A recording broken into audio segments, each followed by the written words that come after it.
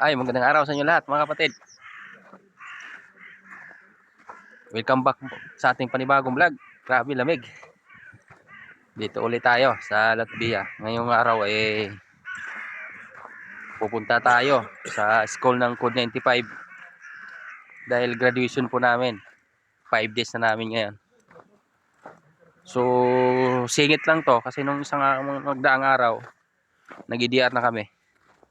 Tapos ngayon balik ulit kami ng Code 95. Oh, grabe lamig. Kung makita nyo marinig nyo sa background natin, ang daming uwak. Ayun. Doon sa taas oh. Ayun, nandito tayo sa parang plaza nila. Plaza nila to. Pagka hindi winter.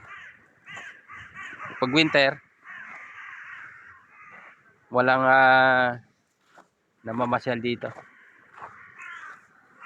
Ay, kailangan magwantes dahil ilang minuto lang maninigas na yung ano mo, daliri mo. Pero yung mga local dito, sanay na. Walang takip sa mukha, walang guantes.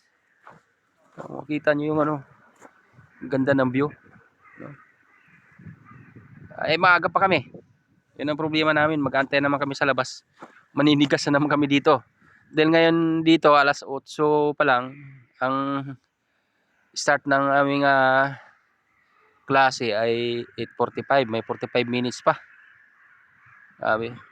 Yun, marinig yung sa background natin, daming ibon. Yung ibon nito, yung mga ano tawag dito.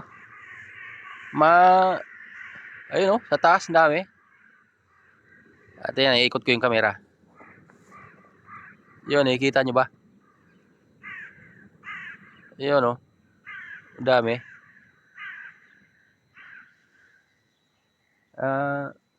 Yun.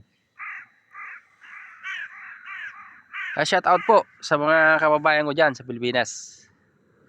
Nandito tayo sa malamig na lugar. So, di ko akalain na